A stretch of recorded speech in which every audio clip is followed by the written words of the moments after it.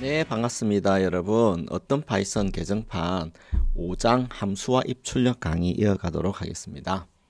네, 이 장에서는요, 프로그래밍에서 굉장히 중요한 역할을 하고 있는 함수에 대해서 이해하고 그 필요성도 살펴보겠습니다.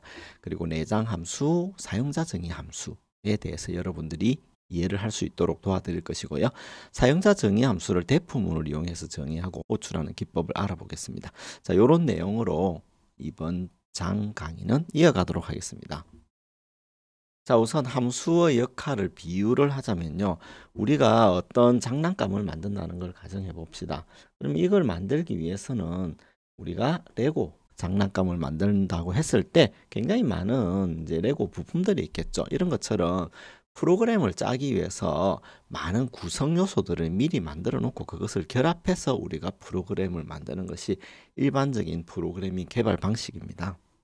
이런 개발 기법을 쓰는 이유가 어떤 이유이냐 하면은요, 여러분들이 사용하고 있는 윈도우즈 운영체제라든지 현재 여러분이 보고 계시는 이 파워포인트 소프트웨어 같은 경우 굉장히 많은 수만 라인에서 수십만, 수백만 라인, 때로는 수천만 라인의 큰 코드를 만들고요.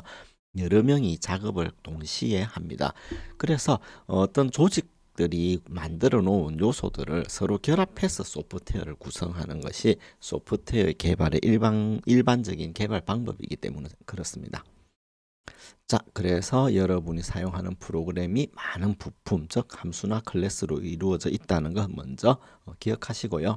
자, 함수의 역할 혹은 정의인데, 함수는 반복적으로 사용되는 코드 덩어리, 일반적으로 얘를 블록이라는 용어를 쓰는데요. 이 코드 덩어리를 묶어 놓은 겁니다.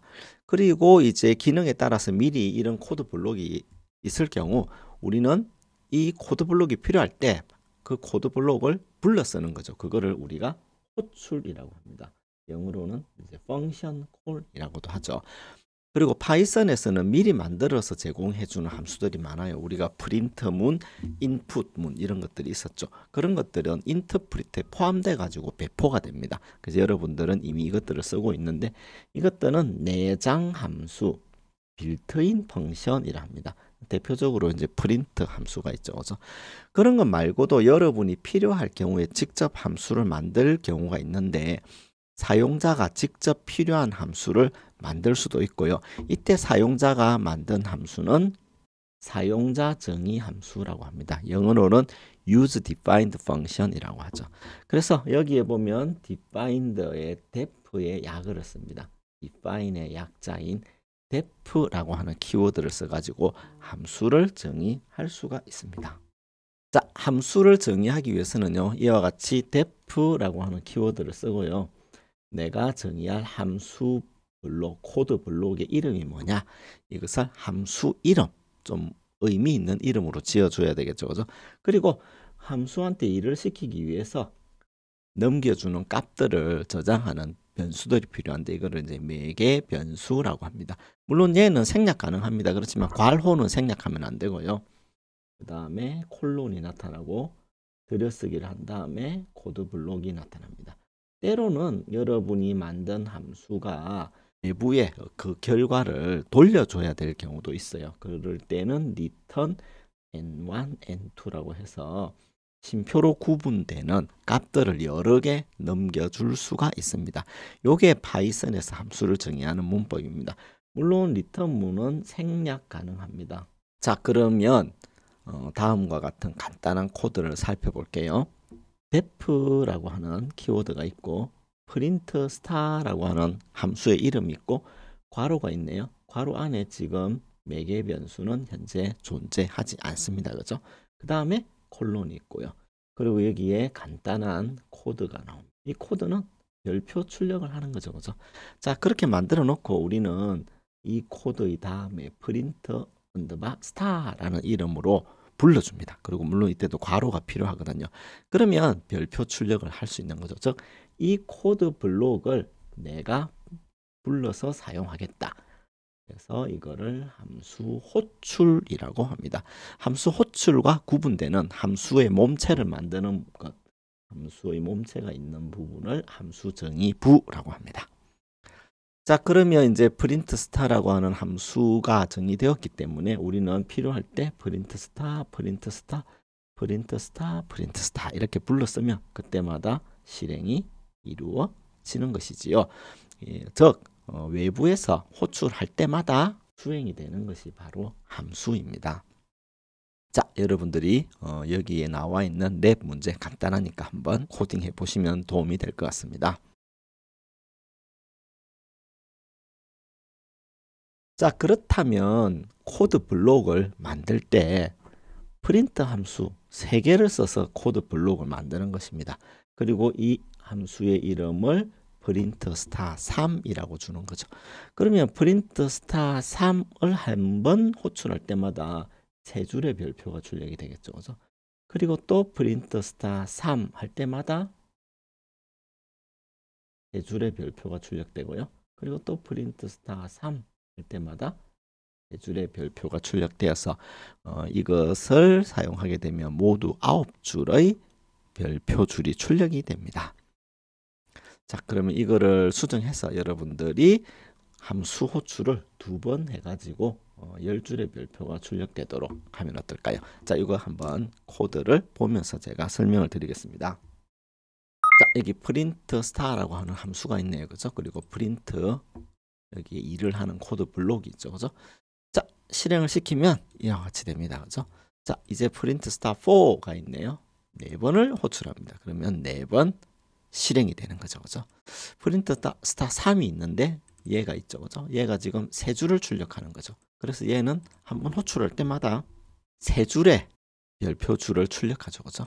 그렇기 때문에 얘를 3번 호출하게 되면 모두 6번의 별표 줄을 출력을 하게 됩니다. 그죠? 자, 그렇다면 이거를 수정해서 호출 2번 해서 10줄의 별표가 출력되도록 하라. 그러면 얘를 수정해야 되겠죠? 복사해서 이렇게 만들고, 그죠? 이름은 프린트 스타 5로 하고, 그죠? 그 다음에 얘는 호출할 필요가 없죠. 그죠?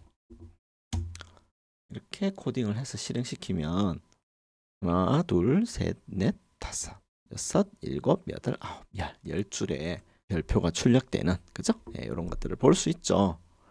자, 그러면 이제 프린트 스타 말고 프린트 플러스를 만들어 보면 어떨까요? 프린트 스타, 프린트 플러스 이렇게 만들어 가지고 2개를 교대로 호출하는 겁니다. 자, 그러면 여기에 프린트 스타는 별표를 출력하고 프린트 플러스는 더하기를 출력하죠. 그죠? 자, 이제 프린트 스타, 프린트 플러스, 프린트 스타, 프린트 플러스를 출력하게 되면요. 호출하게 되면 이렇게 별표 더하기, 별표 더하기가 이제 반복적으로 출력되는 것도 볼 수가 있습니다. 그래서 이제 한번 만들어 놓은 함수는 다른 프로그램에서도 재사용이 되고요. 그렇기 때문에 프로그램 개발의 시간과 비용을 절약하는데 아주 큰 도움이 됩니다. 자, 그래서 이 랩 문제를 풀어보시면 앞서 배운 내용을 익히는데 많은 도움이 될 겁니다. 자, 함수를 사용할 때의 장점을 한번 정리해 볼게요. 하나의 큰 프로그램을 여러 부분으로 나누어서 작성할 수 있기 때문에 구조적인 프로그래밍이 가능하죠. 그죠? 그래서 작은 부분을 나누어서 착착착 결합하는 그런 방식을 구조적 프로그래밍 방식이라 하는데 그런 면에서 도움이 됩니다. 그 다음에 이제 여러분이 짜놓은 함수를 다른 프로그램에서 가져가는 것도 가능하겠죠. 이거를 함수의 재사용이라고 합니다. 또 하나는 코드를 읽기가 좋죠. 그걸 가독성이라고 합니다. 코드 읽는 것이 훨씬 편해지고요. 그 다음에 이제 프로그램 수정할 때도 일부 함수만 고치면 되잖아요. 그렇기 때문에 유지 관리가 쉬워집니다. 그 다음에 이제 무엇보다 좋은 점이 이미 개발된 함수가 있을 경우 이거를 사용하게 되면요. 프로그램 전체를 개발할 때 시간하고 비용을 아주 획기적으로 줄일 수 있죠. 그래서 크게 이제 이 5가지 이유로 함수를 쓰고 있습니다. 자, 그 다음에 이제 함수의 값을 전달하고 받는 방법을 알려드릴게요. def라고 하는 키워드와 foo라고 하는 함수가 있죠. 여기 m과 n이 있습니다. 자, 이때 foo를 호출할 때 m과 n에 들어갈 값을 3과 4라는 값을 적어 가지고 주는 겁니다. 이때 foo라는 함수에 넘겨주는 값 3, 4 이 두 개의 값을 전달 인자 혹은 그냥 인자라고 하고요. 이 전달 받을 값을 저장하는 변수 있죠. 이 저장하는 변수를 매개 변수라는 이름으로 붙이게 됩니다. 그래서 여기 있는 m과 n 이거를 매개 변수, 그리고 3과 4 이 숫자 값, 실제 넘겨주는 값, 얘를 인자라고 하죠. 혹은 전달 인자라고도 하는데 줄여서 그냥 인자라는 표현을 좀 많이 씁니다. 자, 그러면 프린트 스타 이렇게 했을 때 얘는 너무 하는 일이 단순하죠, 그죠? 그래서 이거를 좀 제어할 수 있는 방법이 없을까 살펴보면 프린트 스타 n 이렇게 해놓고 for underscore in range n 한 다음에 이 줄을 n번 출력하는 코드를 짜는 거죠. 그러면 우리가 프린트 스타를 여러 번 호출 안 해도 되죠. 예를 들어 프린트 스타에다가 4를 넣어주면 n에 4가 들어갈 것이고, 그죠? 그러면 요거는 4줄이 출력되는 거죠. 만일에 여기에 이제 10이 들어갔다. 그러면 n에 10이 전달될 것이고 10줄이 출력되죠. 즉 인자를 사용하면요, 이 출력 줄의 수를 효과적으로 제어하는 데 굉장히 크게 도움이 됩니다. 자, 이것도 한번 코드를 통해 살펴보겠습니다. 자, 여기에 프린트 스타 4가 있네요. 그죠? 프린트 스타 얘는 n을 받아주니까 이 레인지는 n만큼 돌죠. 근데 4가 들어왔으니까 4번 도는 거죠. 자, 실행시켜 보면 자, 이렇게 4번 실행됩니다. 여기에다가 만일에 10을 넣었다. 그러면 총 10번을 실행하겠죠. 그죠? 그래서 굉장히 여러분들이 쉽게 여러분들이 함수를 제어하는 데 도움이 됩니다. 3을 넣게 되면 3줄을 출력하겠죠. 그죠?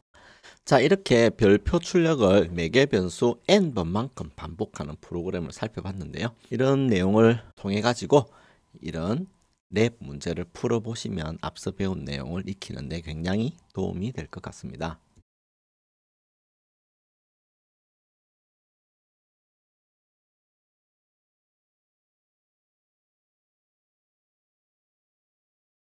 자, 그러면 우리가 이제 또 다른 케이스인데요. 프린트 헬로가 있다. 그리고 n을 매개 변수로 사용했고 헬로를 n만큼 반복 출력하는 거죠. 그죠? 그러면 프린트에 헬로를 2번 출력합니다. 그리고 전달 인자로 2, 그리고 여기에서는 전달 인자로 3, 전달 인자로 4 이렇게 각각 값을 넘겨줬습니다. 자, 그리고 나서 함수 안에서는 이 일을 하는 거죠. 그러면 첫 번째 줄에서는 헬로 헬로, 두 번째 줄에서는 헬로 헬로 헬로, 네 번째 줄에서는 헬로 헬로 헬로 헬로가 4번 출력되는 것을 볼 수 있죠. 그래서 이 전달 인자를 쓰게 되면 프로그램을 짜는 것이 매우 편리해진다. 이런 거 살펴봤고요. 자, 전달 인자를 1개 줄 수도 있고 2개를 줄 수도 있겠죠. 프린트 썸 해가지고 얘는 전달 인자가 2개 있습니다. 그죠?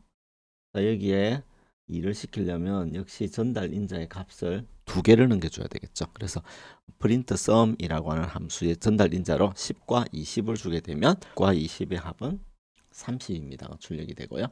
전달 인자로 100과 200을 주면 100과 200의 합은 300입니다.가 이제 출력이 되겠죠. 그죠? 만일에 이제 여러분들이 코딩 하다가 이와 같이 프린트 썸 해놓고 매개 변수는 2개를 밖에 사용해 놓고요. 전달 인자를 1개만 줍니다. 그러면 인자의 수가 일치하지 않잖아요. 그죠? 매개 변수의 수랑. 그러면 에러가 납니다.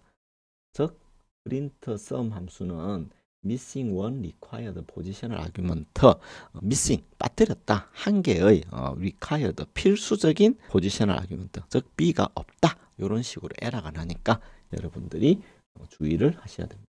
그래서 타입 에러 메시지가 나오고 실행이 되지 않는다는 것 다시 한번 알려드립니다. 자, 그러면 두 수를 전달받아 가지고 연산을 수행하는 이와 같은 문제를 여러분들이 풀어볼 수 있겠죠, 그죠?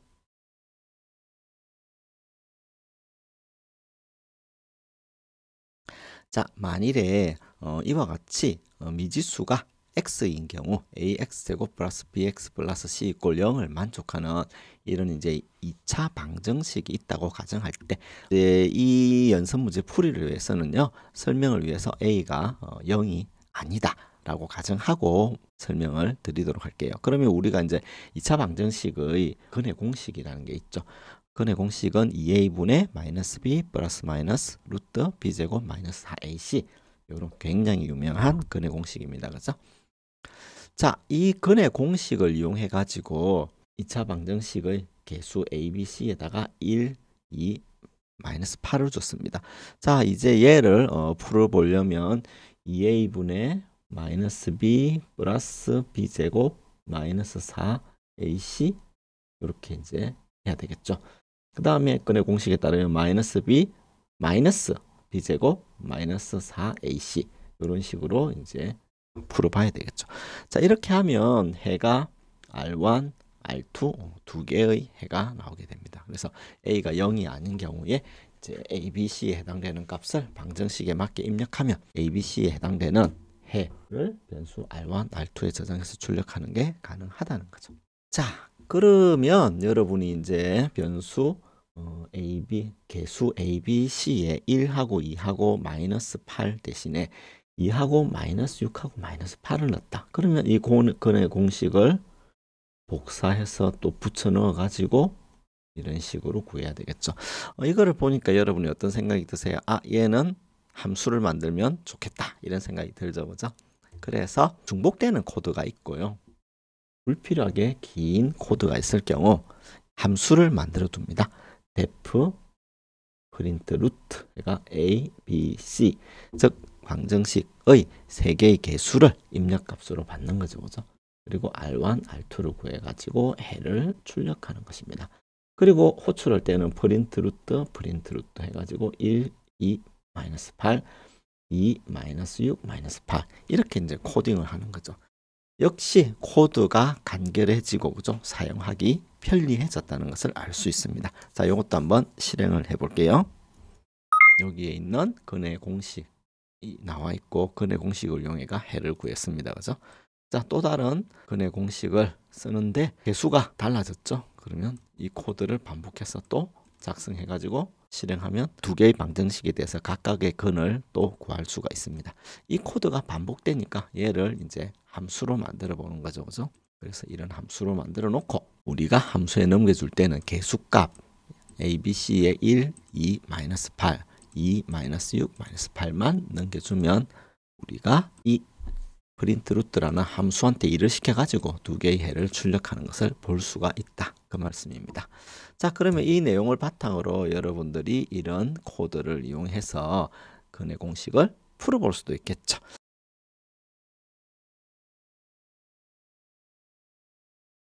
이상으로 5장 첫 번째 강의를 마치겠습니다. 감사합니다.